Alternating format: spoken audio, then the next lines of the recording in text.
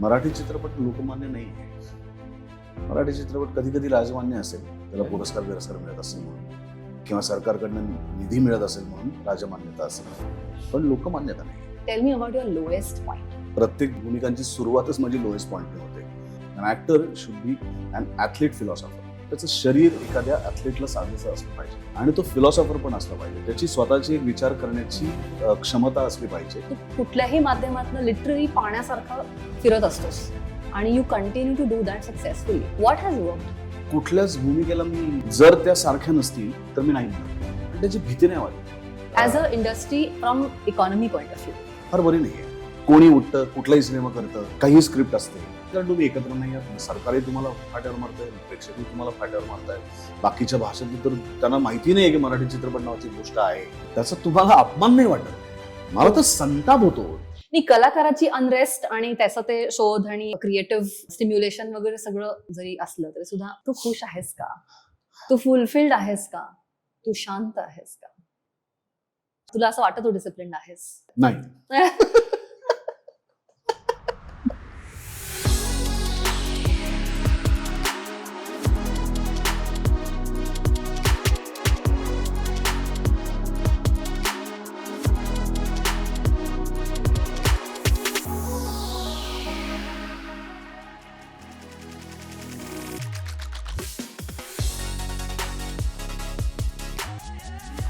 Welcome to live like a yogi with Devyani. आजचा episode खूप खास आहे कारण अख्ख्या महाराष्ट्राचा आवडता आणि अत्यंत लोकप्रिय अभिनेता, दिग्दर्शक, लेखक, निर्माता, सूत्रसंचालक सुबोध भावेशी आपण गप्पा मारणार आहोत. त्याचे पर्सनल विचार आपण ऐकून घेणार आहोत. त्याच्याही इंडस्ट्रीबद्दल, त्याच्या मागच्या इकॉनॉमिक्स बद्दल, ऑफकोर्स आर्ट बद्दल आणि त्याच्या आतल्या प्रोसेस बद्दल. आणि मी बोलणार म्हणल्यावर हेल्थ, फिटनेस याच्यावरती तर गप्पा होणारच आहेत. लेट्स डू दिस.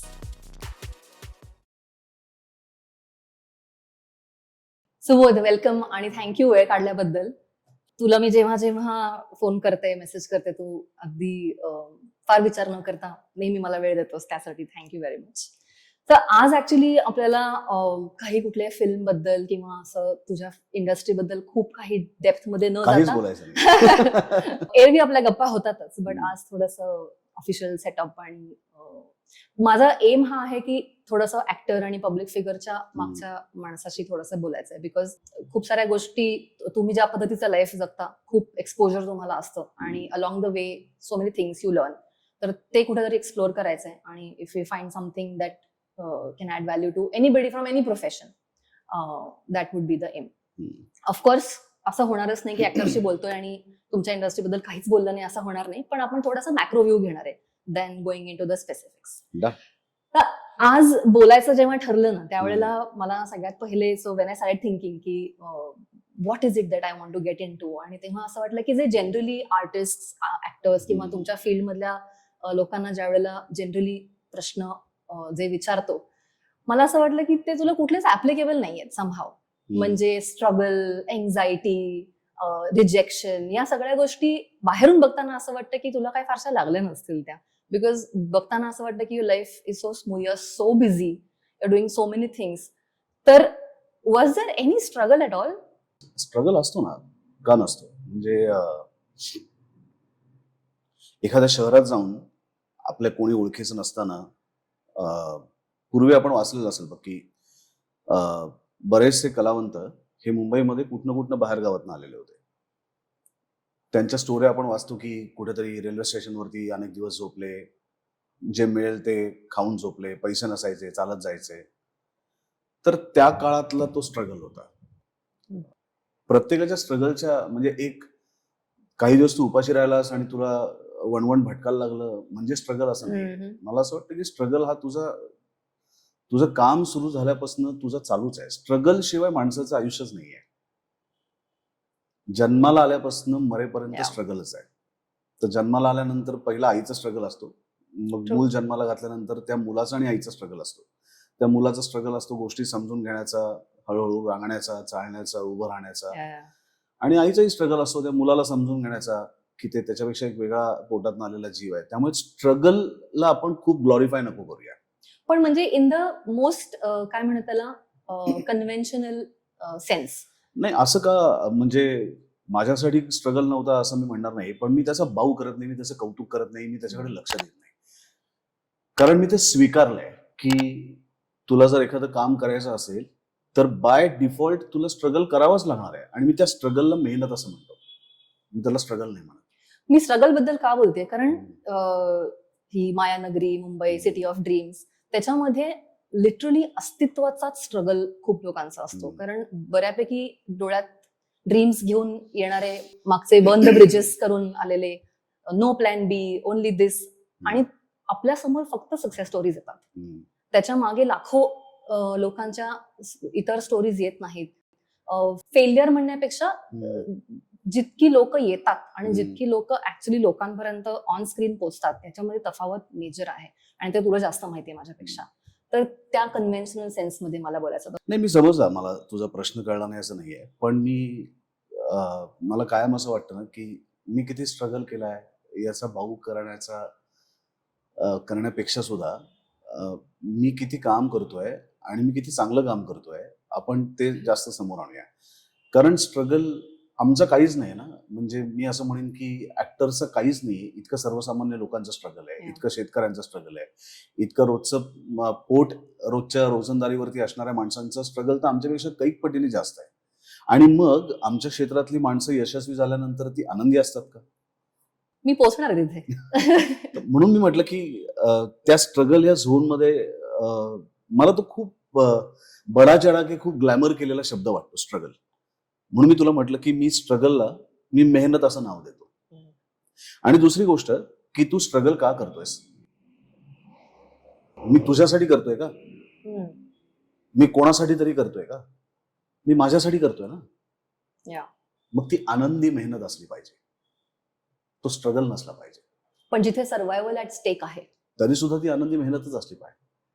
आणि स्ट्रगल हा फक्त फिजिकल पातळीवरती नसतो, स्ट्रगल तुमचा मानसिक पातळीवरती जास्त असतो. कारण एखादं काम मिळवण्यापेक्षा सुद्धा तुम्ही कलाकार आहात, तर नुसतं काम मिळवणं उपयोग असं नाहीये, तर ते काम चांगलं करणं, कालच्यापेक्षा आजची भूमिका, आजच्यापेक्षा उद्याची भूमिका, उद्याच्यापेक्षा परवाची भूमिका, त्या भूमिकेला शोधणं हा सुद्धा एक स्ट्रगल आहे.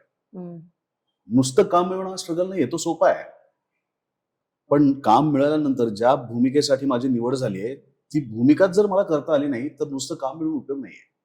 पण मला असं वाटतं सुबोध की आता तू ज्या हाईटवर आहेस आणि जितका लेवलचा सक्सेस तू टेस्ट केला आहेस in terms of the volume of work, the body of work you have, तिथून असं टॉप डाऊन बघणं सोपं असेल. बट जे लोकांना लिटरली महिनोन महिने जो लोक घरी आहेत त्यांच्यासाठीचा स्ट्रगल हा आणि तू जे म्हणतोय त्याच्यामध्ये डेफिनेटली फरक आहे. आणि सक्सेस इज अ लाउझी टीचर. आपल्याला शिकायला मिळतं हे डेफिनेटली फ्रॉम हार्ड टाइम्स. आणि मी जसं सुरुवातीला म्हणाले की त्या स्टारच्या किंवा पब्लिक फिगरच्या मागच्या माणसाशी का कनेक्ट करायचंय, कारण तिथून शिकायला मिळणार आहे आपल्याला. Okay, tell me about your lowest point. Let's start from there. आणि त्या लोएस्ट पॉइंट मधून तुझा इनर डायलॉग कसा होता आणि रेझिलियन्स कसा बिल्ड केलास तू? लोएस्ट पॉइंट मला असं वाटतं माझ्या प्रत्येक भूमिकांची सुरुवातच माझी लोएस्ट पॉइंटने होते. कारण काहीच अंदाजा नसतो की आपण कशा पद्धतीने तिला व्यक्त करायचं आहे, कशा पद्धतीने तिला सामोरं जायचं आहे, कशा पद्धतीने तिला लोकांसमोर आणायचं आहे. अर्थात लेखक दिग्दर्शक असतातच तुझ्याबरोबर, पण तरी सुद्धा तुझा एक स्वतःशी झगडा चालू असतो. आणि मग ज्याला लोअर पॉइंट म्हणतेस त्यात तू रूढार्थाने समाजाने ज्या यश अपयश या कल्पनांची निर्मिती केलेली आहे त्याच्यातले अपयश असतात ते तुला लोअर पॉइंट वाटतात. त्याच्यातले मी असं म्हणेन का की मानसिक आंदोलनं नव्हती. मी असं म्हणेन का कधी फ्रस्ट्रेशन आलं नाही, कधी डिप्रेशन आलं नाही, कधी आता हे सगळं निराश आहे आजूबाजूचं आयुष्य, बस झालं आता, असं कधी वाटलं नाही. असं वाटतंच की असं वाटलं नाही असं म्हणणं म्हणजे मी कोणीतरी म्हणजे मी माणूस नाहीये, काहीतरी वेगळा आहे असं वाटायला लागेल मला. पण तसं नाहीये. सगळ्या माणसांना जाणवणाऱ्या सगळ्या भावभावना तुम्हालाही झेलायला लागतात. मी तुला म्हटलं जसं तू मला आता म्हणालीस की तू सातत्याने काम करतोयस. टचवूड परमेश्वराच्या कृपेने ज्या क्षणापासून मी व्यावसायिक अभिनेता म्हणून काम करायला सुरुवात केली त्या क्षणापासून आजपर्यंत आता मला 25 वर्ष होतील निरंतर मी काम करतोय. आणि एक तर माझी भूक आहे तेवढी, माझं समाधान होत नाही, हा एक मुद्दा. दुसरा मुद्दा, ज्यांना काम मिळत नाही त्यांचा स्ट्रगल काय चाललेलं असतो ह्याची मला जाणीव आहे. कारण असे अनेक माझे खूप चांगले चांगले अभिनेते मित्र आहेत की दुर्दैवाने आज त्यांच्याकडे काम नाहीये, ते सातत्याने फोन करत असतात कामासाठी किंवा चौकशी करत असतात. आणि असं आहे का की ते वाईट ऍक्टर आहेत? अजिबातच नाही. उत्तम काम करणार आहेत सगळेजण. पण अशा वेळेस मला एक प्रश्न कायम स्वतःला विचारावा असं वाटतो की ठीक आहे, मी इथे अभिनेता होण्यासाठी आलोय, मला अभिनेता व्हायचंय म्हणून मी इकडे आलोय. पण मला अभिनेता व्हायचंय का अभिनय मला नाही करता आला किंवा मला नाही काम मिळालं तर मला कलेच्या वातावरणात राहायचंय, मला आनंद कशाचा आहे? तर मला या कलेच्या वातावरणात राहण्याचा आनंद आहे. उद्या जर मला अभिनेता म्हणून असं होणार नाही कधी, पण उद्या जर मला अभिनय करायचा कंटाळा आला, समजा 1 वर्ष मला असं वाटलं की नाही आता मला बस नको तुझा आता एक करायला, इंटरव्ह्यू मी बघितलेला, तेव्हा तू म्हणाला होतास की मला वाटतं तर मी सोडून देईन. मी सोडून देईन. कारण जी गोष्ट तुला मनापासून करावीशी वाटत नाहीये तीच जर मला करायची असती तर मी नोकरी केली असती. तर असं जर घडलं तर मला त्याचं दुःख नाही होणार, कारण मी इथे आलोय ते मी या कलेच्या क्षेत्रात राहायला आलो. सो सुरुवात केली त्यावेळेला ऍक्टर अशा फोकसनी नव्हती सुरुवात नाही, केली. ऍक्टर म्हणूनच आलो होतो मी. हम्म. पण ऍक्टर म्हणून का आलो? कारण त्याच्या आधी मला हे क्षेत्र आवडायला लागलं. हम्म. मग त्याच्यातल्या अनेक बाबी असतील, अभिनय असेल, दिग्दर्शन असेल, वेशभूषा असेल, रंगभूषा असेल, लाईट्स करणं असेल, नेपथ्य करणं असेल, प्रोडक्शन करणं असेल, तर मी एखाद्या चित्रपटाला किंवा पुढे जाऊन एखाद्या मालिकेला जर मी अभिनय नाही केला त्याच्यातनं तर मी त्याचं प्रोडक्शन सांभाळू शकतो, मी त्याच्या दिग्दर्शनाची बाजू सांभाळू शकतो. काही नाही तर मी रोजच्या रोज सेटवर जाऊन मी त्याचं शेड्यूल करू शकतो आणि तरीही मला तितकाच आनंद मिळू शकतो. मला हे सांगायचं, कारण अभिनय मला नाही मिळाला तर म्हणजे काय म्हणूया ना, मी कलेसाठी इथे आलोय. ती कला, त्या कलेतला एक भाग अभिनय आहे. पण अभिनय नाही मिळाला, मला समजा वर्षभर मी ठरवलं की मला काम नाही करायचं, तर मला काही दुःख होणार नाही, कारण मी त्या परिघात दुसरं काहीतरी काम करत असेल आणि जे तितकंच आनंददायी असेल. पण हे 25 वर्षापूर्वी would you have settled with this? माझ्याकडे मी जेव्हा ठरवलं की मला व्यावसायिक अभिनेता म्हणून काम करायचं आहे, त्याच्यानंतर 8-10 महिने माझ्याकडे काही काम नव्हतं, मी बेकार होतो. काहीही काम नव्हतं, ना माझ्या कोणाच्या ओळखी होत्या, ना मी कुठल्या एखाद्या ग्रुपशी कनेक्टेड होतो, ना माझा कोणी गॉडफादर होता, ना माझ्या घरातलं कोणी या क्षेत्रात होतं, ना माझ्याकडे खूप पैसे होते की मी 10 वर्ष स्ट्रगल केलं आणि मला काम नाही मिळालं तरी सुद्धा सगळं होऊ शकलं. असं काहीही नव्हतं, सगळे ऑड्स होते. पण तरी सुद्धा मी जगातला सगळ्यात आनंदी माणूस होतो. आज आहेस का? आजही आहे, कारण मला माझ्या आवडत्या क्षेत्रात काम करायला मिळालंय. याच्यासारखा आनंद काय असू शकतो? मला रोज उठून न आवडतं काम करायला लागण्यापेक्षा सुद्धा मला आवडत्या कामातलं ब्रेक मला मिळाला ना तरी सुद्धा मला आवडेल, कारण मला त्याच्यातच राहायचंय. आणि मग त्याच्यात म्हणजे फक्त अभिनयात नाही, आणि त्या इकोसिस्टीम मध्ये राहायचंय. आणि त्या काळात जेव्हा मला मी नोकरी सोडली आणि या क्षेत्रात आलो, तर मी तुला म्हटलं तसं माझ्याकडे काही अभिनयाचं काम नव्हतं, काहीही नव्हतं. मी काय केलं असेल त्या काळात? मी कुठल्या तरी 2-3 कॉलेजचे नाटकं बसून दे, त्याच्यातले पैसे घे. त्याच्यात मी काय अभिनय केला नव्हता. आणि मग तू म्हणतेस त्याचं रिफ्लेक्शन कसं पडतं की माझा विचारच या क्षेत्रात राहायचा असल्यामुळे मला रोल काय मिळतोय हा माझ्यासाठी खूप इमटेरियल गोष्ट झाली. म्हणजे भूमिका कुठली आहे ही गोष्टच कमी महत्वाची आहे ना. एखादी भूमिका मिळतेय हाच आनंद नाहीये का? मग सुरुवातीच्या माझ्या अनंत गोष्टींमध्ये तू जर माझ्या भूमिका बघितल्यास तर त्या कुठेही टिपिकल हिरोच्या नव्हत्या, त्या महत्वाच्या होत्या. पण हिरो, हिरोईन, गाणी असं काहीही नव्हतं त्याच्यात. त्या सगळ्या ज्याला आपण कॅरेक्टर रोल म्हणू किंवा व्यक्तिरेखा म्हणू अशा होत्या. तसं टिपिकल हिरो हिरोईन सारखा सेटअप सुद्धा मराठी फिल्मचा तसा फारसा नसतो, कमी आहे ऍज कम्पेअर्ड टू अदर. तू मगाशी बोलताना म्हणालास की तुझे अनेक मित्र ऍक्टर्स आहेत जे अनफॉर्च्युनेटली म्हणजे असं आहे, डायनामिक्स असं आहे की जितकं काम आहे टेकर्स खूप आहेत. डिमांड आणि सप्लायचा हा जो रेशो आहे, तर how do you guide your friends? तुझ्या ह्या मित्रमैत्रिणींना तू काय सल्ला देतोस, किंवा एखादा ऐकणार आता काय त्यातनं? मी सांगू का, हे खूप मी जरी एखाद्याला सल्ला दिला, मी जेव्हा या क्षेत्रात यायचं ठरवलं तेव्हा मला ज्या 2 अत्यंत महत्वाच्या माझ्या आयुष्यातल्या माणसांना मी मानायचो, मी त्यांचा सल्ला घेतला. कोण? आणि तोही मी धुडकावून इथे आलो. घरातले, फॅमिलीतली? नाही, माझ्या आईला तर फक्त मी सांगितलं. ती मला बिचारी काय सल्ला देणार, तिचं तर काही या क्षेत्राशी संबंधच नाही आहे. मी विजय तेंडुलकरांचा सल्ला घेतला हम्म. आणि मी विक्रम वाटवे नावाचे आमचे लेखक होते त्यांचा सल्ला घेतला. तर विजय तेंडुलकर म्हटले की तू नोकरी कर आणि छंद म्हणून हे कर, कारण इथे पैसे मिळत नाहीत, इथे कर. अनेक त्यांनी निगेटिव्ह गोष्टी सांगितल्या. मी ऐकून घेतलं, मी त्याच्यावर विचारही नाही केला. विक्रम वाटवेने मला सांगितलं की तुला करिअर करायचं असेल तर तुला मुंबईत यायला लागेल, हम्म. जे मला पटलं नाही तेव्हा, कारण पुण्यातल्या माणसाला पुणे सोडून मुंबईत ये म्हणणं जरा Yeah. म्हणजे धर्म बदलण्यासारखं. तर ते मुंबई आवडत नाही म्हणण्यापेक्षा सुद्धा पुणे सोडवत नाही. हा.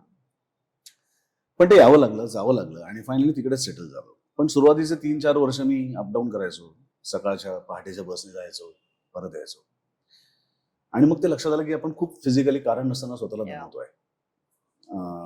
मग आम्ही मुंबईत राहायचा प्रयत्न केला. त्यामुळे ज्या 2 माणसांनी मला सल्ला दिला तर मी तो काही ऐकला नाही ना. तर मी सल्ला अनलेस अँड अंटिल तो मला विचारायला आल्याशिवाय मी त्याच्याशी बोलणार नाही.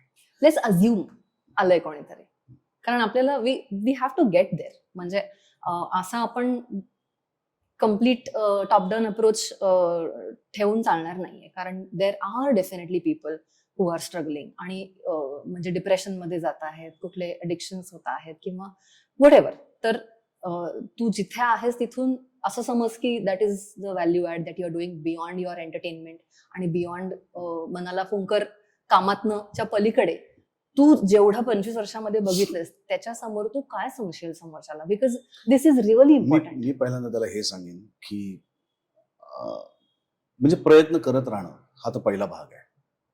आशा न सोडणं, प्रयत्न करत राहणं. की तू भेट लोकांना, फोन कर, काम माग, हा तर त्याच्या प्रयत्नांचा भाग झाला. स्वतःमध्ये काहीतरी शोध, नाटक कर, एखादं काहीतरी स्वतःची सोलो ऍक्टिव्हिटी कर, एकपात्री प्रयोग कर, काहीतरी विचार कर, किस्से, कहाण्या की ज्याचे तू प्रयोग करू शकशील. ते नाही मिळालं तर मी त्याला सांगेन की हे सोडून तुला कशातनं आनंद मिळतोय, कशातनं तरी असेल ना. असंच आहे का की फक्त अभिनयातनं आनंद मिळतो, बाकी जीवनात काही रस नाहीये. एखादा रंगीत काहीतरी गोष्ट बघितली, लहान मुलांचं एखादं काहीतरी ऍक्टिव्हिटी बघितली, एखादा फटाका बघितला मोठा फुटणारा, एखादे रंग वेगवेगळ्या प्रकारे बघितले, म्युझिक ऐकलं की माणसांना आनंद होतो ना. अशा अनेक आनंदाच्या व्याख्या आहेत. तर त्यातला एक अभिनयाचा आनंद आहे. मग इतर कुठल्या गोष्टीतनं आनंद मिळतोय, मग स्वतःला त्या सगळ्यामध्ये आजमावून बघायला लाग. असं नको करूस की तू याच्यावरती पूर्णपणे स्वतःला झोकून देशील. कारण काय ना, ही गोष्ट इतकी अनिश्चित आहे आणि खूप बोटाच्या म्हणजे हाताच्या बोटावर मोजता येतील इतके लोक आहेत की जे पूर्णपणे सर्व्हाइव्ह होतात. म्हणजे बाकीच्यांची कपॅसिटी नसते का, तर नाही. पण त्या कपॅसिटीला कदाचित सामावून घेण्याची इंडस्ट्रीची कपॅसिटी नाही आहे. मग ते बिचारे ज्या फेज मधनं जातात ना, त्या फेज मधनं त्यांनाच बाहेर पडायला लागतं. मदतीला तुझ्या बरोबरचे मित्र, नातेवाईक, आई वडील, तुझे पार्टनर्स असतात, पण तरी सुद्धा तो जो स्ट्रगल आहे त्यातनं बाहेर पडण्याचा, स्वतःला शोधण्याचा, वेगळ्या पद्धतीने आजमावून बघण्याचा, स्वतःची परीक्षा बघण्याचा, तर तो तुलाच करावा लागतो. त्याच्यासाठी कोणी तुला हेल्प करत नाही. कारण मी तुला सल्ला देऊन, त्यांनी मला सल्ला देऊन किंवा अजून कोणीतरी सल्ला देऊन माझ्या डोक्यात काहीतरी वेगळंच चालू असेल तर त्या सल्ल्याचा काही उपयोग होत नाही. एखादी गोष्ट तू जेव्हा ठरवशील तेव्हा तू परत जा तुझ्या त्याच मित्रांकडे आणि त्यांना सांग की मी आता हे ठरवलंय, आता ह्याच्यासाठी मला मदत करा. अभिनय तर मी करणारच आहे, पण तोपर्यंत मी हे पण करतोय इतर. तर असे अनेक चेहरे आहेत इंडस्ट्रीमध्ये की जे अभिनेते म्हणून इथे आले, त्यांना अभिनेता म्हणून काम मिळालं नाही, मग ते असिस्टंट डिरेक्टर झाले किंवा ते लेखक झाले किंवा ते प्रोडक्शन मध्ये गेले आणि ते त्याच्यात काम करत राहिले. त्यांनी अभिनय सोडून दिला. कितीतरी मुलं आहेत जी अभिनेता होण्यासाठी इथे आले आहेत, पण जे आज काहीतरी वेगळं करतायत कारण त्यांनी स्वतःला त्याच्यातनं आजमावून बघितलं. आपण जर स्वतःला आजमावूनच नाही बघितलं तर आपल्याला कळणारच नाही ना की आपल्यातलं हिडन टॅलेंट काय. म्हणजे पाणी आहे तर ते पाणी अनेक प्रकारे वापरता येतं ना. नुसतं पाणी आहे तसं पिण्यासाठी वापरता येतं, मग त्याचा चहा करता येतो, त्याचा ज्यूस करता येतो, ते अजून कशा बरोबर मिश्रण म्हणून वापरता येतं. तर त्या पाण्याला आपण काय पद्धतीने वापरू शकतो तर ते बघितलं पाहिजे ना. आता हे पाणी जर इथे ठेवलं आणि कोणी नाही पितं ना तसंच्या तसं, मग हे पाणी कशात घातल्याने त्याला अजून रंग येईल, हे कशात घातल्याने त्याला अजून काहीतरी स्वाद येईल. तर ते आपण स्वतः बघितलं पाहिजे. आणि जोपर्यंत आपण स्वतःची परीक्षा घेत नाही, आपण स्वतःला आजमावून बघत नाही, तोपर्यंत लोक काय येतील तुझ्याकडे आजमावून? त्यांना पुढे माहिती आहे. आजकाल थोडंसं अव्हेन्यूज ओपन पण झालेत, खूप झाले. ओटीटी आता सोशल लोक मीडिया. युट्यूब वरती स्वतःचं पॉडकास्ट सुरू करतात, अजून कोणी ट्रॅव्हल ब्लॉग करतात, अजून कोणी रील्स करतात, कोणी काही वाटतं. आणि अनेक इन्फ्लुएन्सर जे आपण बघतो तर ते काहीच करत नाहीत ना, मग ते फक्त रील्स करतात आणि त्याच्यातनं ते काहीतरी ऍक्टिव्हिटी करतात. ते जर का तिथेच बसून असते आणि त्यांनी पण जर का असाच विचार केला असता की नाही आता मला संधी मिळेपर्यंत मला ऍक्टर व्हायचं पण मी करणार नाही, तर ते तसेच राहिले असते. आज कुठल्याही ऍक्टरला नाही जेवढे फॉलोअर्स त्यांना आहेत मराठीतले. त्यामुळे स्वतःला आजमावून बघणं, स्वतःला वेगवेगळ्या पद्धतीने स्वतःची परीक्षा घेणं, हाच त्या फेज मधनं बाहेर पडण्याचा प्रकार आहे. एखाद्याला उत्तम स्वयंपाक येत असेल, असे कितीतरी माझे मित्र आहेत ज्यांना अभिनय तर उत्तम करतातच, पण त्याचबरोबर तो उत्तम स्वयंपाक सुद्धा त्यांना येतो, उत्तम खायला करतात. तर तू ह्या क्षेत्रातल्या तुला गोष्टी माहिती आहेत, तर तू तुझा स्वतःचा व्यवसाय सुरू कर. तू डबा बनव, तू अजून 3-4 माणसांना रोजगार दे. तू डाएटचा किंवा त्यांना ज्या प्रकारचं अन्न लागतं त्या प्रकारचा डबा बनवायला सुरुवात कर. It gets your head. बऱ्याच वेळेला असं होतं की कारण कोणतरी तरी बसलेलं असतं जो केव्हा तरी आपला विचार करेल किंवा नाही करेल. त्यांनी काय होत नाही. आणि अभिनयाचं तेच आहे ना, मी गायकांचं आयुष्य सोपं म्हणतो, त्यांचं स्ट्रगल नसतो असं नाहीये. पण मला वाटलं तर मी कोणासाठी थांबण्याची गरज नसते. मला वाटलं तर मी माझा रियाज केला, माझं मी गायलो. आमच्याकडे सगळंच परावलंबी आहे ना, अभिनय एक क्षेत्रच परावलंबी आहे. Somebody has to think of you. म्हणजे निर्मात्याने आधी विचार केला पाहिजे निर्मिती करण्याचा, मग लेखकाने स्क्रिप्ट लिहिलं पाहिजे, त्याच्यात आपल्याला सुटेबल असं कॅरेक्टर पाहिजे. त्यांनी जर का स्त्री पात्र प्रधानच पिक्चर किंवा नाटक लिहिलं तर त्याच्यात पुरुष कुठनं काम करणार?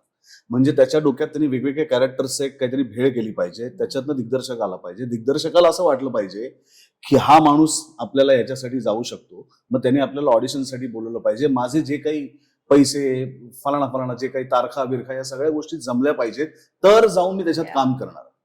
आणि हे सगळं घडून तो पूर्ण व्हायला पाहिजे, तो रिलीज व्हायला पाहिजे, तो गाजला पाहिजे, चालला पाहिजे, तर त्याच्या बळावरती मला पुढचं काम मिळणार. म्हणजे हे किती गोष्टी परावलंबी आहेत बघ. गायकाला असं काही नाही. क्लासिकल गायकाला काय क्लासिकल गाणं गाजलं पाहिजे वगैरे, त्याचं रियाज आणि त्याची मेहनत असली पाहिजे, त्याचं गाणं लोकांना आवडलं पाहिजे. Process oriented. हे बघ ना केवढ्या गोष्टी आहेत त्याच्यामध्ये. फाइंड युअर एलिमेंट आणि स्टिक टू युअर प्रोसेस आणि मग एकातनं एक स्वतःला शोधायला. ऍक्टरनी तर मला असं वाटतं की ज्याला आपण म्हणतो, डॉक्टर लांनी फार सुंदर वाक्य डॉक्टर लागूंचं आहे की जे शंभू मित्रांचं पण वाक्य होतं, an actor should be an athlete philosopher. ऍथलीटही असलं पाहिजे. ऍथलीट म्हणजे काही मॅरेथॉन मध्ये भाग घेतला पाहिजे असं नाही, पण त्याचं शरीर एखाद्या ऍथलीटला साजेसं असलं पाहिजे, कारण हेच त्याचं वाद्य आहे आणि वाजवणारा पण तोच आहे. आणि तो फिलॉसॉफर पण असला पाहिजे, त्याची स्वतःची एक विचार करण्याची क्षमता असली पाहिजे. सगळ्या गोष्टींकडे त्यांनी डोळे कान नाक घास सगळं उघडं ठेवून बघायला शिकलं पाहिजे. त्याच्यातनं त्यांनी निरीक्षण केलं पाहिजे, त्यांनी त्याला आत्मसात केलं पाहिजे, त्याच्यातनं त्यांनी स्वतःचा एक विचार घडवला पाहिजे. हे जर सगळं एखाद्या ऍक्टरचं आहे तर मग तो इतका स्वतःमध्ये का गुंतून पडतो? Dependency I guess. सो तुमचं लाईफ बऱ्यापैकी बायनरी असतं, म्हणजे इधर काम असतं किंवा काम नसतं. सो शूटिंग डेज आणि नॉन शूटिंग डेज किंवा वर्क डेज आणि नॉन वर्क डेज असं क्लिअर तुमचं आहे.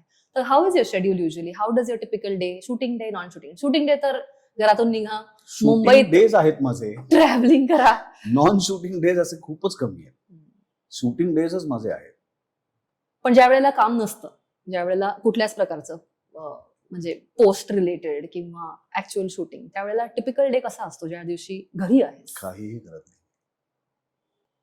दॅट इन इट सेल्फ म्हणजे काही न करणे हे सगळ्यात मोठं काम आहे ऍक्च्युअली. हो, काहीच मला करायला आवडत नाही. घरातलं जे काही बेसिक काम असेल ते.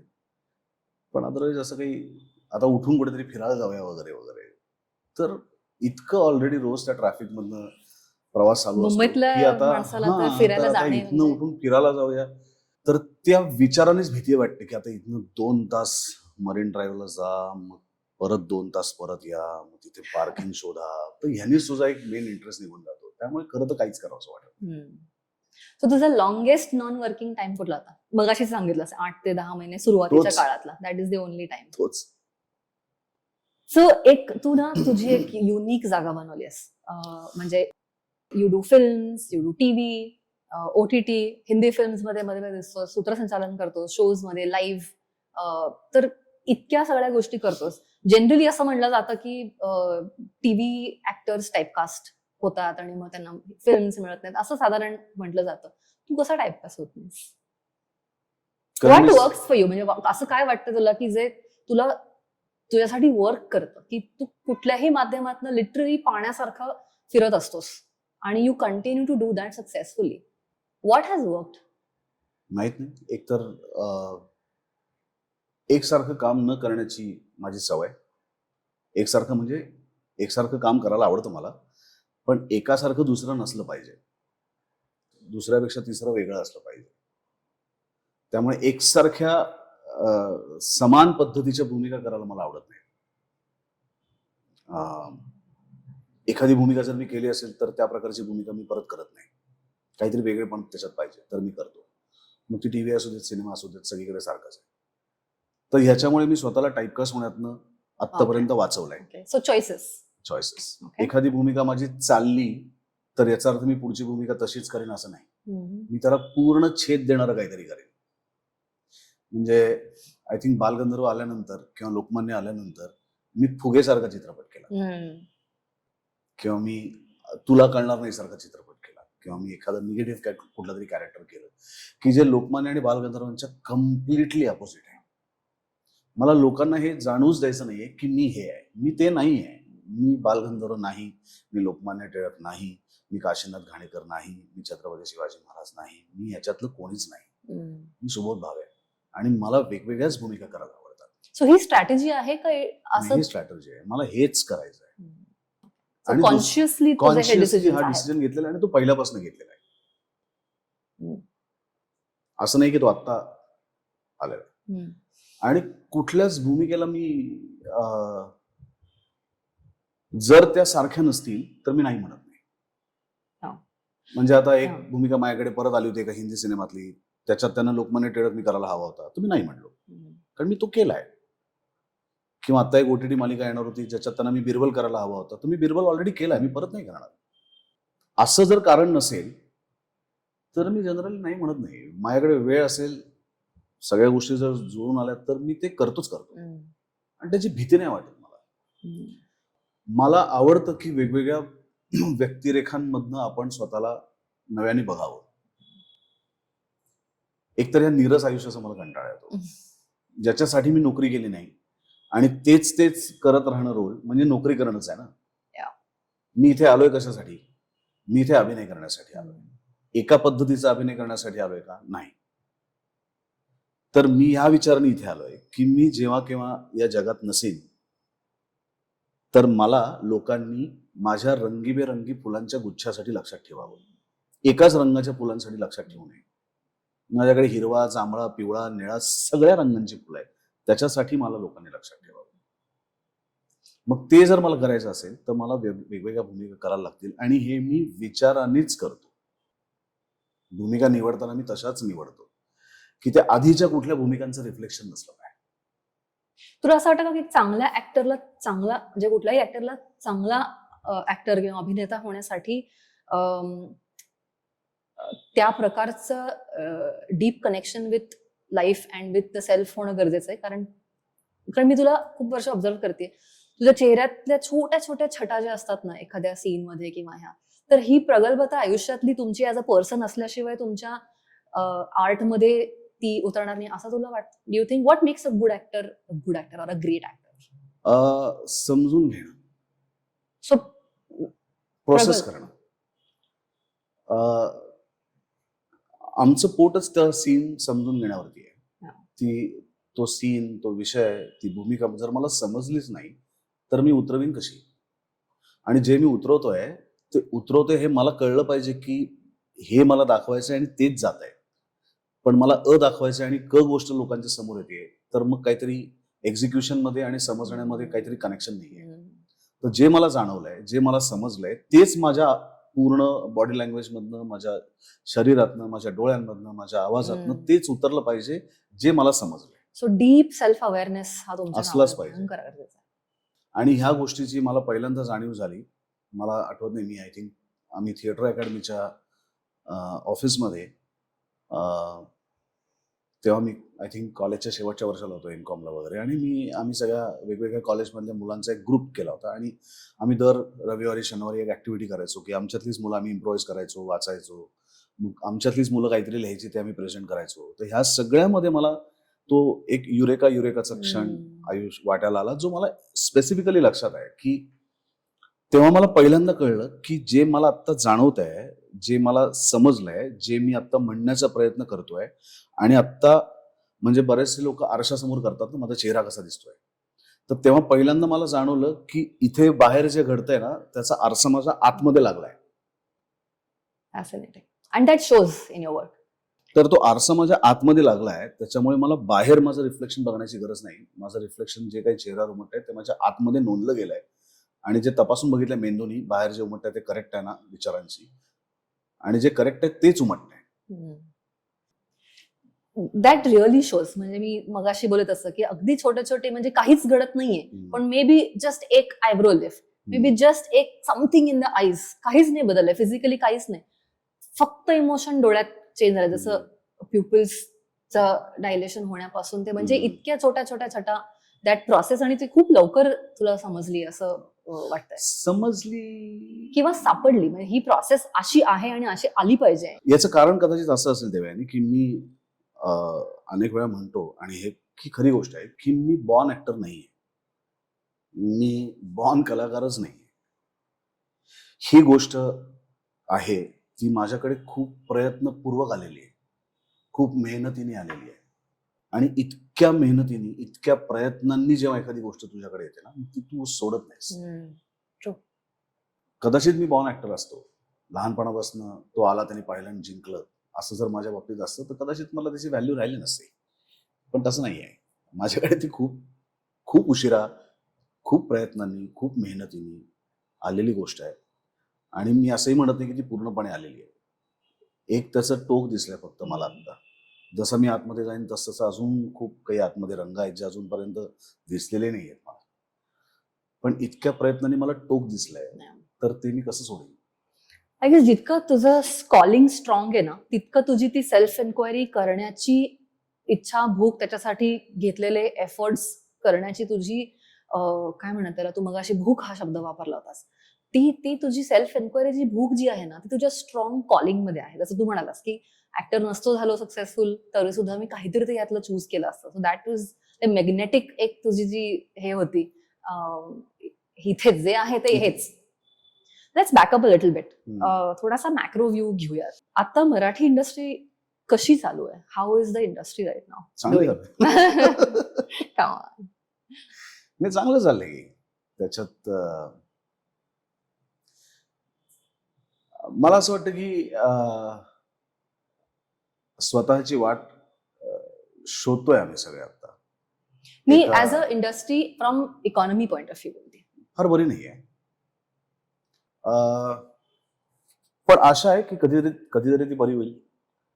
कधीतरी मराठी चित्रपटात काम केलेल्यांचा सन्मान केला जाईल. गरजेचं नाही की ऍक्टरचा सन्मान होईल, पण मराठी चित्रपटाशी निगडीत असलेल्या प्रत्येक घटकाचा सन्मान होईल. लोकमान्य टिळकांना लोकमान्य का म्हटलं गेलं? कारण ते लोकांमधनं पुढे आलेलं नेतृत्व होतं, लोकांना मान्य असलेलं नेतृत्व होतं. मराठी चित्रपट लोकमान्य नाहीये. मराठी चित्रपट कधी कधी राजमान्य असेल, त्याला पुरस्कार मिळत असेल म्हणून, किंवा सरकारकडनं निधी मिळत असेल म्हणून राजमान्यता असेल, पण लोकमान्यता नाहीये. आणि लोकमान्यता का नाहीये तर त्याची अनेक कारण आहेत. तर त्याच्यात आपण गेलो तर हा विषयच पूर्ण मराठी चित्रपटांचा होईल. पण जर थोडंसं हिस्टॉरिकली बघितलं एक सुरुवातीपासून, तर ग्राफ कसा आहे तसाच आहे, वर गेला खाली गेला? सुरुवातीला फारच सुंदर होता, कारण तेव्हा सगळ्यांची सुरुवात होती. चित्रपटाची सुरुवातच मराठी माणसाने केली होती, त्याच्यामुळे अनेक प्रयोगशील कलावंत, दिग्दर्शक, निर्माते सगळेच त्या काळात होते. अगदी प्रभातचा काळ तर सुवर्ण काळ म्हणता येईल. त्याच्यानंतर मधला काळ सुद्धा फार सुंदर होता. म्हणजे ब्लॅक अँड व्हाईटचा जो मधला काळ होता, त्याच्यात अनंत माने होते, म्युझिकमध्ये राम कदम होते, सुधीर फडके होते, गदिमा होते, राजा परांजपे होते, दत्ताजी होते, हा सगळा काळ सुद्धा ब्लॅक अँड व्हाईटचा. सुलोचना दिदी होत्या, जयश्रीताई गडकर होत्या, अरुण सरनाईक होते, चंद्रकांत सूर्यकांतजी होते. हा एक फार सुंदर असा भारलेला काळ होता. उत्तम कथा होत्या, माणसांच्या आयुष्यात एक शांतता होती. अदरवाईज समाजात फार धावपळ नव्हती, गोष्टी त्या पद्धतीच्या होत्या. त्याला एक छान साहित्यिक मूल्य असलेले चित्रपट होते. मग त्याच्यानंतरचा पण काळ पटेलांचा होता, ज्याच्यात तेंडुलकरांच्या लिखाणातल्या गोष्टी लोकांच्या समोर आल्या. ज्याला सामना असेल किंवा सिंहासन असेल, जैत रे जैत असेल, यासारखे उंबरठा असेल, यासारखे सिनेमे होते ते. मग अशोक सराफ, सचिनजी, लक्ष्मीकांत बेर्डे, महेश कोठारे यांचा काळ आला, ज्याच्यात सुद्धा काही उत्तम उत्तम, मग एक अख्खाच्या अख्खा मधला काळ दादा कोंडकेंचा होता, की ज्यांनी सगळ्या सिस्टीम्सच बदलून टाकल्या. म्हणजे इतकी लोकांची नाडी कळलेला दुसरा कलावंतच कदाचित नव्हता त्या काळात मराठीत, अजूनही नाहीये. सलगच्या सलग 9-10 चित्रपट त्यांचे रौप्य महोत्सव साजरा केले गेले. आणि दादांनी सगळ्यात महत्वाची गोष्ट केली, जी अजून आम्ही केली नाहीये, की दादांनी सिनेमातल्या मिळालेल्या पैशांमधनं घरं बांधली नाही किंवा बिल्डिंगा बांधल्या नाहीत, तर त्यांनी तो पैसा पुन्हा सिनेमासाठी वापरला. म्हणजे त्यांनी स्टुडिओ बांधले. दादांचे स्वतःचे स्टुडिओ होते. त्याच्यानंतरचा काळ, श्वास नंतरचा काळ खूप फ्रिक्शनचा आहे. कारण श्वासला नॅशनल अवॉर्ड पण मिळत आहे, म्हणजे अशा पद्धतीचा सिनेमा करायचा आहे पण त्याच्या चालण्याच्या शक्यता नाही आहे. मग दुसरा कमर्शियल करायचा आहे पण जो चालत नाही आहे. मधनच एखादा सिनेमा चालतोय पण त्याच्यासारखे इतर अनेक सिनेमे करायला गेले तर ते पडतायत. म्हणजे त्याचं गणित कळत नाहीये आणि नेमकी आपल्याला कुठली वाट शोधायची आहे त्याची धडपड चालू आहे. त्यामुळे आत्ताचं म्हटलं तसं काळ हा आमच्या शोधाशोधीचा काळ आहे. कधीतरी या मंथनामधनं आम्हाला आमचा रस्ता कळेल चित्रपट करणाऱ्यांना आणि त्या रस्त्यापर्यंत आम्ही पोहोचू. कधीतरी मराठी प्रेक्षकांना आणि सातत्याने जे आमची कंपॅरिझन हिंदी आणि साऊथ मधल्या लोकांशी पिक्चरशी करतात त्यांनाही कळेल की कम्पेअर न करता आपण स्वतंत्रपणे मराठी चित्रपटांकडे बघितलं तर त्याच्यात सुद्धा खूप सुंदरता आहे. तर तो सगळा शोध चालू आहे. पण तो ऑर्गॅनिकली होईल असं अशा होप मध्ये आहेत सगळे, की आपण परवा जे बोलत होतो की मी जरा बोलता बोलता म्हणाले की जे जे सगळे ऍक्टर्स असतील, directors, producers, finance, studio may be किंवा इतर may be representation from the audience also, अशा पद्धतीचं थोडासा थिंक टँक व्हावा असं गरजेचं आहे. पण आपण त्याच्याकडे कधी व्यवसाय म्हणून बघितलेलंच नाहीये. आपण खूप त्याच्याकडे भावनिक दृष्ट्या बघत आलोय. अजूनही नाही. भावनिक दृष्ट्या एखाद्या गोष्टीकडे बघितल्यानंतर ती खूप तेवढ्यापुरती त्या लोकांपुरती राहते.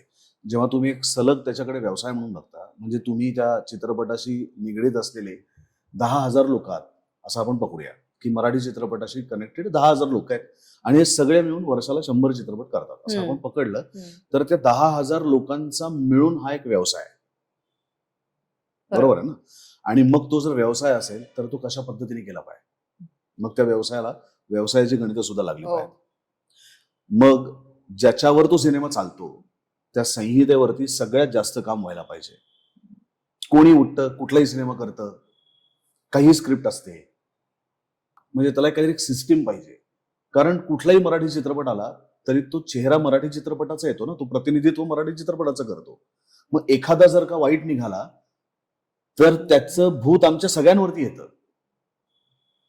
त्यामुळे 100 पेक्षा कमी करू, 40च करू, पण जे 40 करू ना ते असे करू की ते कालातीत तुमच्या लक्षात राहतील. त्याची गोष्ट म्हणून, त्याच्यातला अभिनय म्हणून, त्याच्यातलं तंत्र म्हणून आणि इकॉनॉमिक्स म्हणून. आणि त्याच्यासाठी आधी तो व्यवसाय आहे हे आम्हाला पटलं पाहिजे.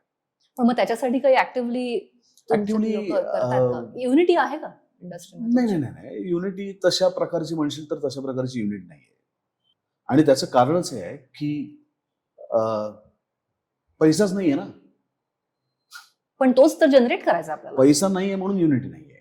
म्हणजे एखाद्या धंद्यामध्ये जसं सोने चांदीच्या व्यापाऱ्यांमध्ये एखाद्या नियमांचा जर एखाद्याला फटका बसत असेल तर ते सगळे सोन्या चांदीचे व्यापारी एकत्र येतात आणि ते त्याच्यावरती पॉलिसी लेवलला काम करतात, आंदोलन घेतात. आमच्याकडे असं काही कोणावरती अन्याय होतोय असं वाटतच नाही ना आम्हाला. आम्हाला असं वाटतं की बरं चाललंय की सगळे आपापले. सगळं आपापले आहेत. पण कोणीतरी तरी ज्या लिडरशिप. क्षणी त्याच्यात पैसा येईल सातत्याने, ज्या क्षणी अनेक चित्रपट एका इंटरव्हल नंतर चालायला लागतील, जेव्हा कळेल की आपला सिनेमा चालतोय, त्याच्यानंतर त्याला हळूहळू व्यवसायाचं स्वरूप येईल. आता ते इतकं भावनिक आहे सगळं. पण हे एग फर्स्ट काय चिकन फर्स्ट सारखं आहे ना? याचं कोणी केलं पाहिजे? म्हणजे ज्या लोकांवरती याची जबाबदारी आहे त्यांनी त्याच्यावरती सुरुवात केली पाहिजे ना. आणि असं नाही की त्याला काही व्यवस्था नाहीये. अखिल भारतीय चित्रपट महामंडळ नावाची आमची एक मातृसंस्था आहे. जशी भारतामध्ये अनेक वेगवेगळ्या संस्था आहेत चित्रपटात काम करणाऱ्या, जशी एक सगळ्या निर्मात्यांसाठी काम करणारी एक मदर त्यांची संस्था आहे, किंवा अभिनेत्यांची एक संस्था आहे, किंवा तंत्रज्ञांची एक संस्था आहे, तशीच मराठी चित्रपटाची मातृसंस्था आहे ना अखिल भारतीय चित्रपट महामंडळ. तर ज्या गोष्टी पसरल्या पाहिजेत ना, तर त्या वर्ण खाली पसरल्या पाहिजेत ना. हो. आज कोणी उठतं कधीही चित्रपट प्रदर्शित करतं, त्याला काही शिस्तच नाहीये. मग एकाच दिवशी 3-3 मराठी चित्रपट प्रदर्शित होतात. मग ते सगळेच एकमेकांचा बिझनेस मारतात. त्याच्यामध्ये काही there is no system, is a system. पण ते आणण्यासाठी वर्ण काहीतरी एक ठरवलं गेलं पाहिजे की, आणि मुळात त्यांना हे वाटलं पाहिजे की हे जे चाललंय ते काही फार बरं चाललं नाहीये. त्याच्यासाठी या क्षेत्रातली जी काही भरपूर काम केलेली सिनियर काही मंडळी आहेत, त्या सगळ्यांनी एकत्र येऊन एक विचारमंथन केलं पाहिजे. आणि त्याच्यातनं भांडणं वादावादी न होता काहीतरी कॉन्क्रीट मार्ग मिळाला पाहिजे. कारण याच्यात इगो महत्वाचा नाहीये.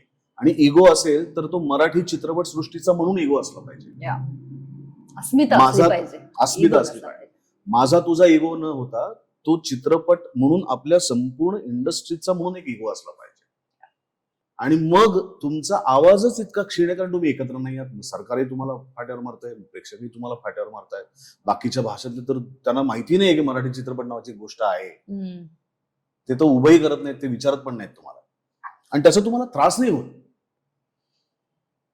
त्याचा तुम्हाला अपमान नाही वाटत. मला तर संताप होतो जर एखाद्या कार्यक्रमात एखाद्या हिंदीला, केवळ तो हिंदीत काम करतो म्हणून एखाद्या ऍक्टरला जर फार डोक्यावर घेतलं ना, तर माझ्या डोक्यात जातं, मी निघून जातो अशा ठिकाणावर. ह्युमिलेट व्हायला होतं मला. असे एवढ्यात किस्से पण बरेच घडलेले आहेत. म्हणजे ते कुठेतरी तुम्हाला इग्नोर करताय, याचा तुम्हाला त्रास होत नाही. आणि मग इग्नोर करतोय तर त्याच्या दोन गोष्टी आहेत. एक तर तुम्ही भांडा, किंवा असं व्हा प्रूव्ह इट की असं व्हा की जगाला तुमची नोंद घ्यायला लागेल. आणि असं होण्यासाठी या इंडस्ट्रीत एकच भाषा कळते, पैशाची. तुमच्या चित्रपटाला नॅशनल अवॉर्ड मिळाला नाही तुमचं नाव होणार नाहीये. तुमच्या चित्रपटाला स्टेट अवॉर्ड मिळाला नाही तुमचं नाव होणार नाहीये. विचारणार पण नाहीत त्याला कोणी. ज्या क्षणी तुमचा सिनेमा 100, त्यांना 100 कोटीची भाषा कळते.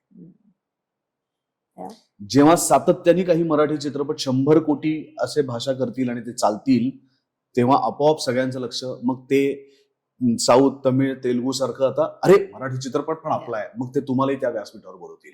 त्यांना पैशाची भाषा कळते. मग असा चित्रपट बनवा जो धंदा करेल.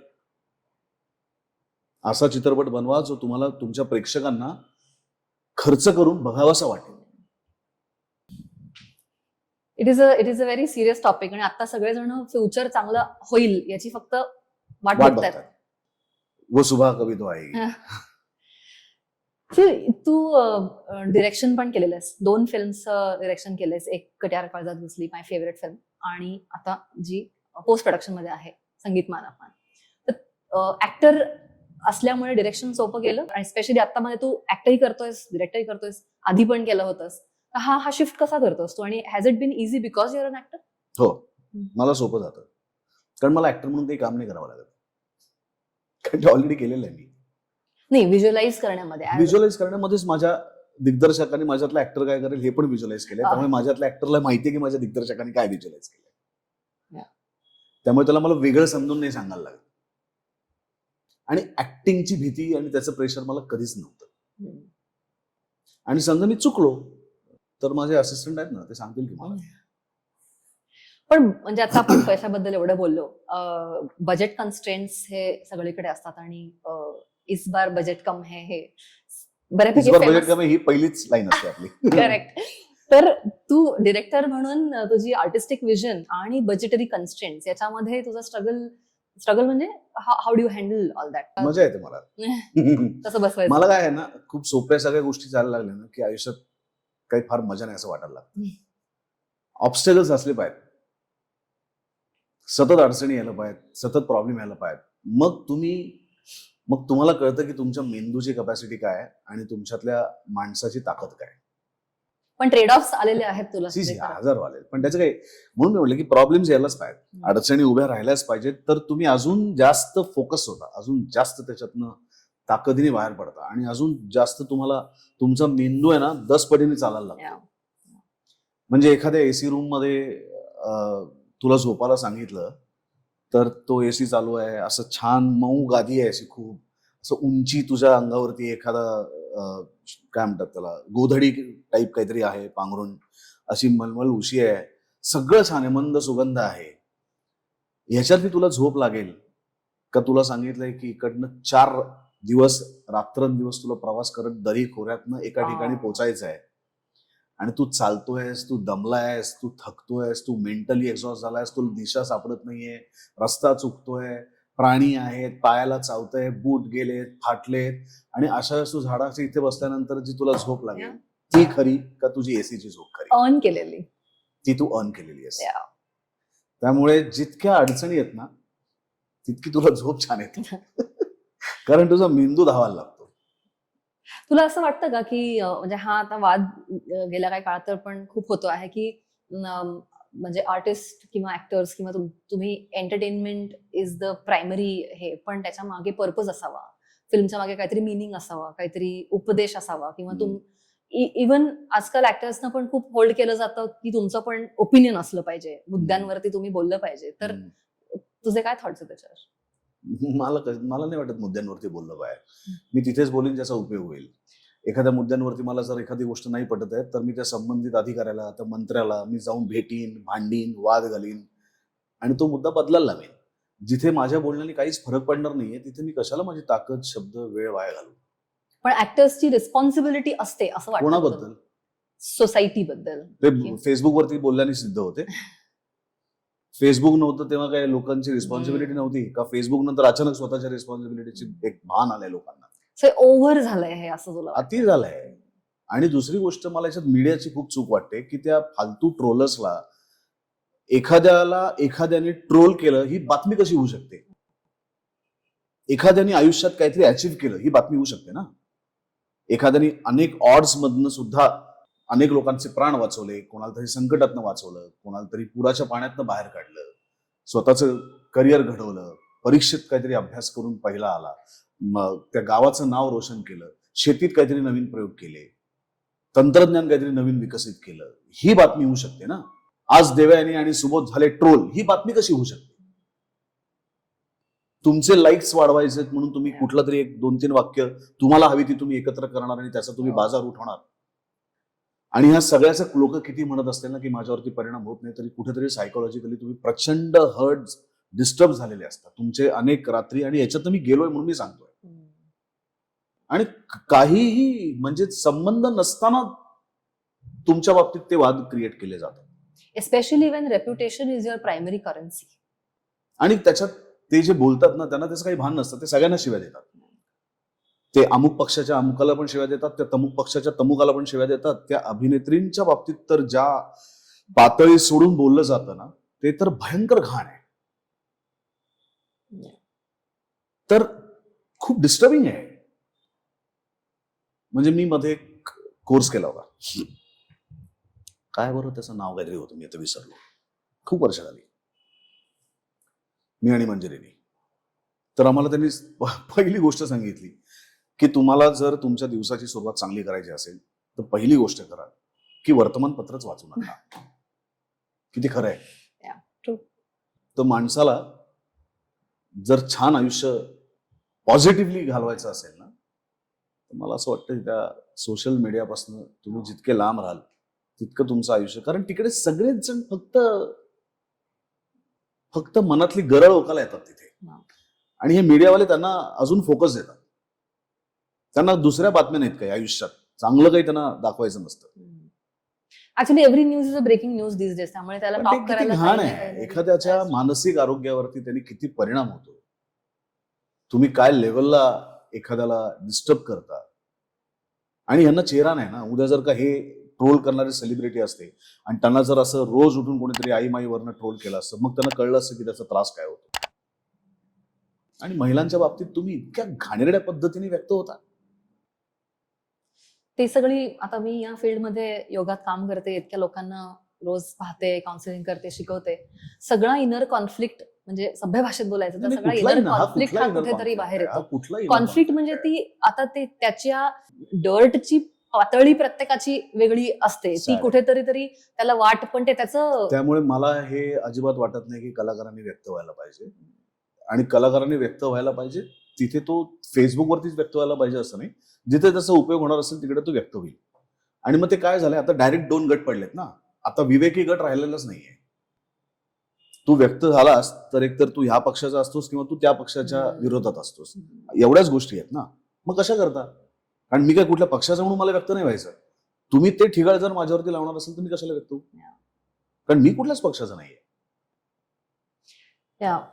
ट्रू. त्यामुळे मला त्याची गरज वाटत नाही. मला असं वाटतं की जिथे मला मनापासून काम करता येणं शक्य आहे तिथे मला व्यक्त होण्याची गरज नाही. मी जातो, ते काम करतो, गोष्टी होतात. माझा अत्यंत आवडीचा प्रश्न जो मी सगळ्यांना विचारते, माझ्या स्टुडंट्सना विचारते, व्यायाम माझ्याकडे येणाऱ्या लोकांना, I am going to get there but not मित्रमैत्रिणींना विचारते, सगळ्यांना विचारते, तू खुश आहेस का? तू फुलफिल्ड आहेस का? तू शांत आहेस का? संपूर्णपणे मी खुश आहे असं मी कधीच म्हणणार नाही. फुलफिल्ड आहे असंही मी म्हणणार नाही.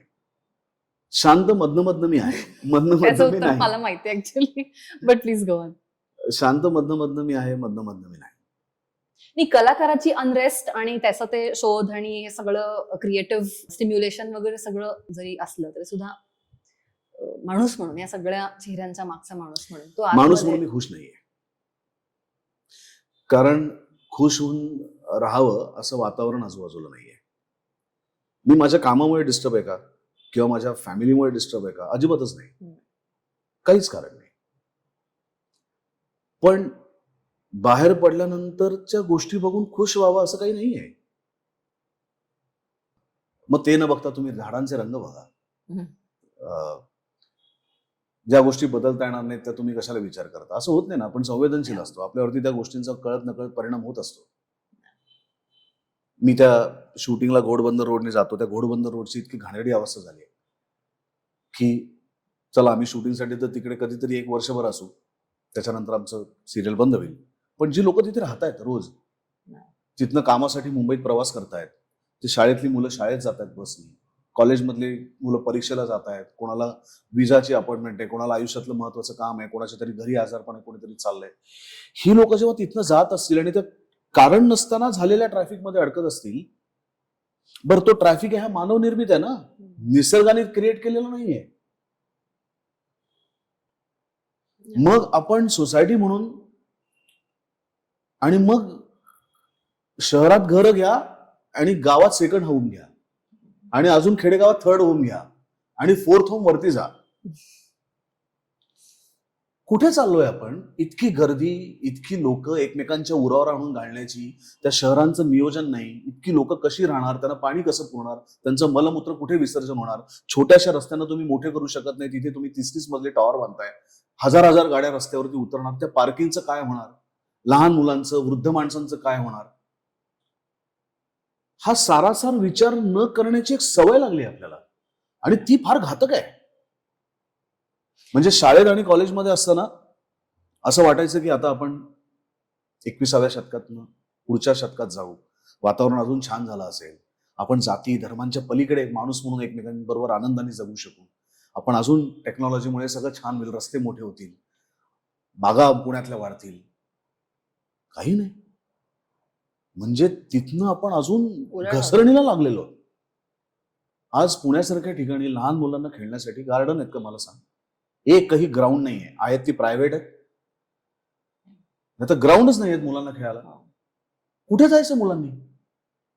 माझ्याकडे जेव्हा पेरेंट्स, आई वडिलांचे फोन येतात ना मुलासाठी योगा, पहिले मी जेव्हा प्रश्न विचारते, लहान लहान शाळेतली मुलं असतात, मी अजिबात घेत नाही. त्यांना मैदानावर जाऊ द्या, यू फाइंड अ ग्राउंड. इथे येऊन पुन्हा योग बंद जागे आणि इतक्या लहान वयामध्ये त्यांना शिकवायचं काहीतरी, नाही तू फोकस कर, तू ध्यान कर, काही गरज नाही. तू आता मैदानावर जितका खेळशील तितकं हे ऍक्च्युली अर्ध काम तिथं झालेलं असणार आहे. तर हे युअर राईट, हे उलट होत चाललंय. Absolutely there is no place to play. शाळांची ग्राउंड होती ती गेली, हो. कारण शाळांना बिल्डिंग बांधायच्या Buildings. होत्या, त्यामुळे त्यांनी त्या ग्राउंड मध्ये बिल्डिंग बांधल्या, कारण त्यांना त्यांची संस्था वाढवायची होती. पण ज्यांच्या बलबुतेवरती तुम्ही संस्था वाढवताय त्या मुलांचं शारीरिक मानसिक आरोग्य त्याचं काय आहे? आणि एस्पेशली आता ज्या वेळेला हातामध्ये फोन्स आहेत, ऑल तो मुलगा दिवसभर फोन मध्ये आहे, तो गॅजेट मध्ये आहे, कारण तुम्ही सवय लावलीत त्याला. तर त्यांनी काय ते टेम्पल रन मध्ये पळायचं? It's true. म्हणजे हे त्यामुळे रोज मी म्हणून- बघते. म्हणून माझ्या करिअरच्या ग्रोथ विषयी मी खुश आहे का? तर आहे. हा. ज्याच्यासाठी मी इथे आलो होतो त्या क्षेत्रात मला काम करायला मिळतं, हॅपी. हम्म. मला हव्या त्या पद्धतीने भूमिका करता येत आहेत, मला हवं त्या विषयावरती मला एखादी फिल्म दिग्दर्शन करता येते, माझ्यासाठी काही लोक भूमिका लिहित आहेत. Yes, I am happy. पण ऍक्टर म्हणून एक संवेदनशील मन पण तुमच्या अंगात एक घातलेलं असतं ना, की त्यांनी तुम्हाला आजूबाजूला लोकांना झालेल्या त्रासाचा पण त्रास होतो, त्याचा त्रास होतो. आणि असं आहे का की ही सिस्टीम न बदलण्यासारखी आहे? किंवा हे निसर्गाने इतका पाऊस पडला आणि डोंगर कोसळला असं नाहीये ना. आपणच हे उभं केलंय सगळ्यांनी, काही विचार न करता. मला असं वाटतं सुबोध, मुंबईला ना विजा लावला पाहिजे. नाही, मुंबईत मुंबई entry नाही, ला. शहरांमध्ये माणसं काय येतात? कारण तुम्हाला गावामध्ये Opportunities, तुम्हाला growth अपॉर्च्युनिटी च्या. कमी आहे. तुम्हाला शहरांमध्ये आल्यानंतर तुम्हाला कळतं की मी आलो की मी इतका पैसे कमी माझ्या मुलाबाळांचं, ते काही चुकीच्या गोष्टींसाठी शहरात येत नाही. स्थलांतर होतं ते काही ना काहीतरी ग्रोथ करण्यासाठीच होत असतं. त्यामुळे त्यांना दोष देण्यात उपयोग नाहीये. तुम्ही जर त्यांच्या हम्म. आजूबाजूला जर सोयी सुविधा उपलब्ध केल्या, तुम्ही त्यांची गावं जर अजून स्वयंपूर्ण केली, तिथे अजून काही चांगल्या व्यवसाय निर्मिती करू शकलात, तर ती माणसं कशा करता इतक्या मरून इथे शहरात येतील? That is true. आणि बाहेर- भारतासारख्या देशात जिथे इतकी लोकसंख्या आहे तिथे याचा विचार व्हायला पाहिजे. आपल्याकडे किमान पुढच्या 50, आणि आपल्याला माहिती आहे ना आता आपण 140 कोटी 144 कोटी पर्यंत आलोय, तर काय लेवलनी आपली ग्रोथ होते. म्हणजे माणसं किती जन्मतात, किती मृत्यू होतात, याचा एक साधारणपणे बॅलन्स आपल्याला कळलाय. हे रस्ते घरं कधी वाढणार आहेत आपल्याला कळलं, तर आपण एक पुढच्या 50-75 वर्षाचं नियोजन का नाही करत? मग एक ब्रिज आता बांधायचा, मग 5 वर्षानंतर कळतो तो कमी पडतो, मग अजून एक ब्रिज. म्हणजे रस्त्यावरचं काम संपतच नाही, खड्डे बुजतच नाहीत. परत तेच ना, मग आपण इंडस्ट्री बद्दल बोललो, याचा त्रास तसंच सिस्टमचं पण आहे. सगळे स्वतःचाच विचार आणि करतात. त्रास ह्याचा होतो की हे माझ्या हातात नाहीये.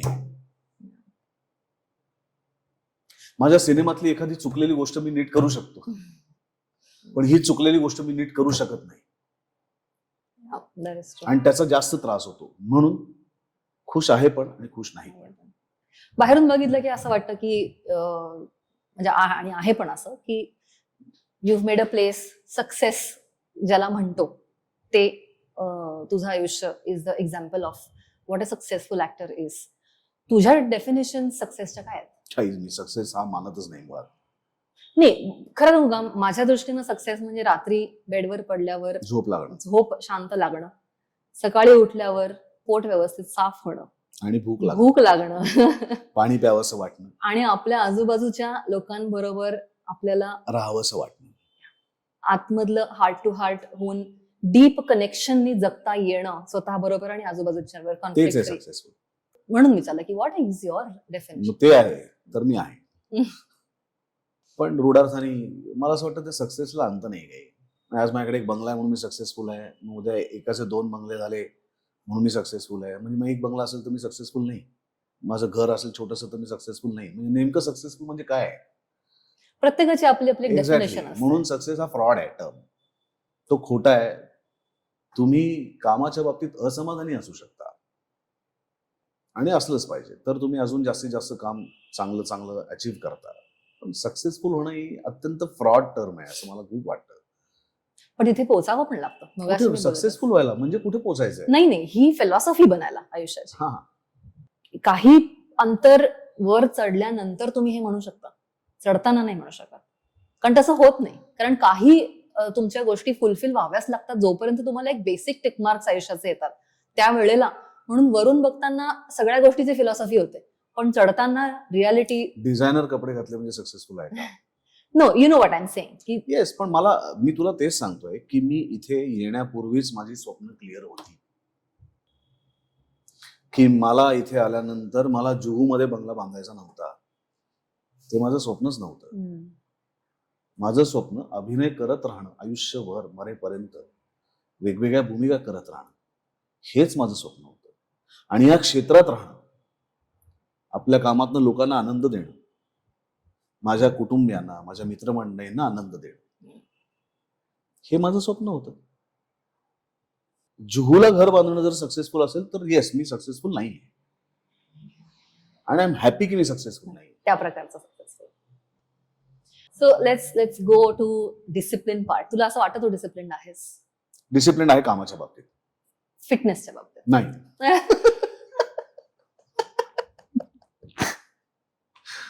ओके, सो तू तुझ्या फिटनेससाठी काय करतोस?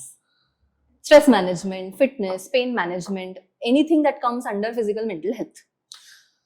एकतर मला फार असा स्ट्रेस येत नाही. तुला चालायला आवडतंय मला माहिती आहे. हा. आणि जर असं मला थोडंसं अशांत कधी जरी वाटलं तर मी म्युझिक ऐकतो.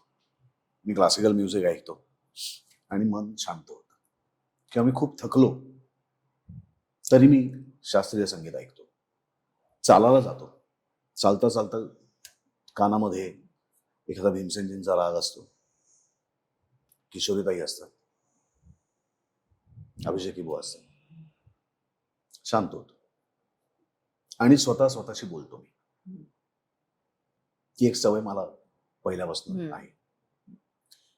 काही लोक असतात जी बोलून व्यक्त होतात लोकांशी, मी बोलतोच आहे ना. आणि माणूस स्वतःशी जितकं खरं बोलतो ना तितकं समोरच्याशी नाही बोलू शकत. ट्रू. आणि मला उघडं नागडं करतो, मी परवा नाही करत. आणि ही सवय मला नाटकापासून लावली.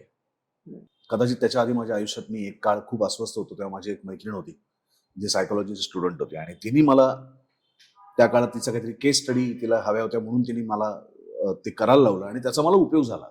आणि मग ते मी कायम माझ्या डेली आयुष्याचा भाग म्हणून ते मी स्वीकारलं. कुठल्याही गोष्टी झाल्यानंतर मी प्रश्न विचारतो, हे पटलंय? योग्य अयोग्य सोडून दे, हे पटलंय? बरोबर केलंयस?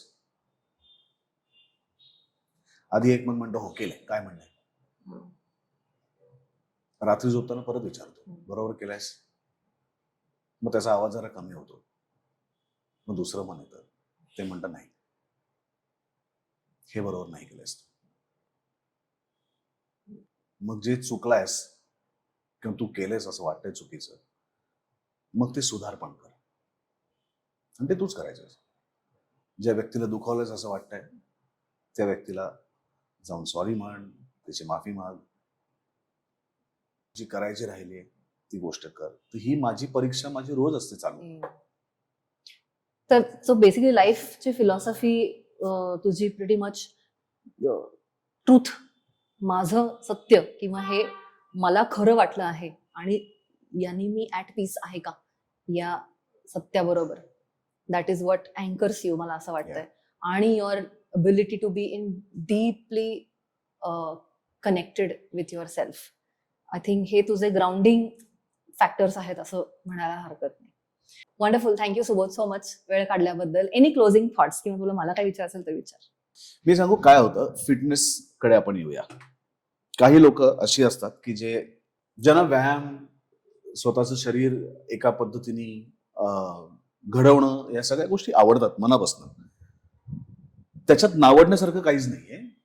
त्या लोकांचा फोकस तो असल्यामुळे त्यांचा फोकस, मग ते वेळ देतात, मध्ये ब्रेक घेतात आणि ते एका डेली रुटीन मध्ये ते जगतात. काही लोक असतात माझ्यासारखी ज्यांना काम प्रचंड आवडतं. त्यांना व्यायाम आवडत नाही असं आहे का? नाही, आवडतो, पण काम खूप आवडतं. आणि त्यांची पहिली प्रायोरिटी ही कामाला असते. व्यायामाला नसते असं नाही, पण पहिली प्रायोरिटी कामाला असते. मग अशा लोकांसाठी काय गोष्टी आहेत ज्या त्यांनी पाळल्या पाहिजे? आता मला रोज वाटतं व्यायाम करावासा, मला गिल्ट येतो कारण मी नाही आला तर, पण माझी झोप नाही झाली तर दुसऱ्या दिवशी मला व्यायाम करावासा वाटत नाही, मी शूटिंगला जातो. म्हणजे व्यायामाचा कंटाळा म्हणून व्यायामाकडे जात नाही, तर माझी झोपही पूर्ण मला करायची, जी होत नाही खूप वेळा. मग झोप पूर्ण करतो आणि मग व्यायाम करतो. तर अशा अशा अत्यंत व्यस्त असलेल्या, की जी माझ्यासारखी, मला असं वाटतं की 70-80% लोक असतील, की जी बिचारी प्रवास करतात, त्याच्यात त्यांचं आयुष्य जातं निम्मं. घरी आल्यानंतर काय करणार? तर त्यांना टिप्स अशा पाहिजेत की ज्या सहज शक्य आहेत, ज्या त्यांचं डेली रुटीन करता करता शक्य आहे. त्याच्यात त्यांचं ब्रीदिंग असेल, त्याच्यातच त्यांचं मेडिटेशन असेल, त्याच्यातच त्यांचा व्यायाम असेल, त्याच्यातच त्यांचं स्ट्रेचिंग असेल, आणि त्याचबरोबर येणारा आहार असेल, जो अजून सगळ्यात महत्वाचा आहे. खूप लोक डाएट देतात ना, ते एकदम काहीतरी जगावेगळं, म्हणजे त्या वस्तू पण कुठेतरी मिळणार नाहीत असं काहीतरी डाएट देतात. तर मग मला ना तिथे जावंसच वाटत नाही. मी कुठेतरी खेडेगावात शूटिंग करणार, की जिथे मला आहे त्या गोष्टी नाही मिळणार. तर तू मला अशा कुठल्या तरी गोष्टी सांगू नकोस की तिथे गेल्यानंतर त्या मी, तर हे सगळीकडे नाही शक्य. आणि मी मराठी चित्रपटात काम करणारा ऍक्टर आहे, मी हिंदी मधला सलमान खान नाही की माझे 15 जणांची टीम माझ्या बरोबर आहे, आणि असं नाहीये ना. मला माझ्या पद्धतीने, तर मला असं वाटतं की प्रॅक्टिकल गोष्टी आपल्याकडे खूप कमी सांगितल्या जातात, स्वप्नातल्या गोष्टी खूप सांगितल्या जातात.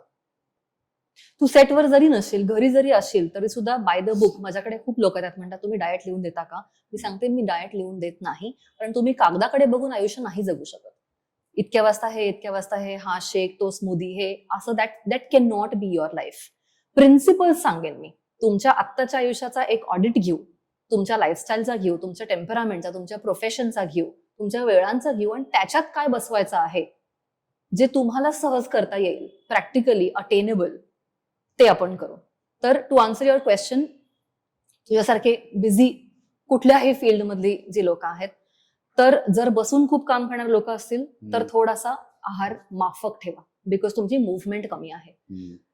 पण असंही होतं खूप वेळेला, आणि स्पेशली तुमच्या फील्ड्समध्ये असं खूप होतं की तुम्हाला भलेही डेडिकेटेड वेळ मिळणार नाही, कारण तुम्ही दिवसातले अनेक तास ट्रॅव्हल पण करताय, मग गेल्यावरती रेडी होताय, अनेक लोक बरोबर असतात, डिस्कस करताय, शॉट देताय, परत येताय. पण तुमच्या शेड्यूलमध्ये, आपण परवा पण हा पॉइंट बोललेलो, की तुम्हाला पॉकेट्स ऑफ टाइम मिळतो.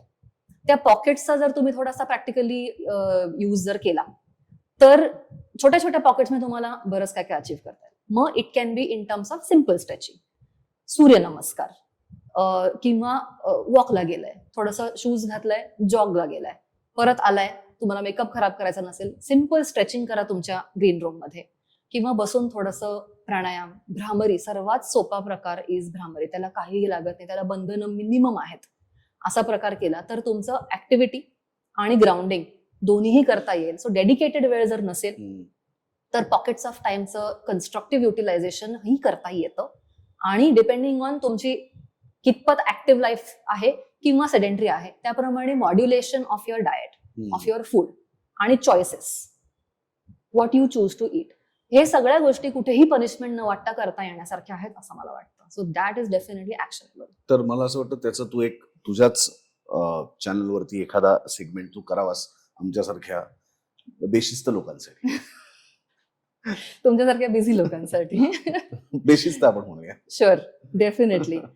Thank you so much. थँक्यू. आणि मला सुद्धा खूप छान वाटलं देवयानी.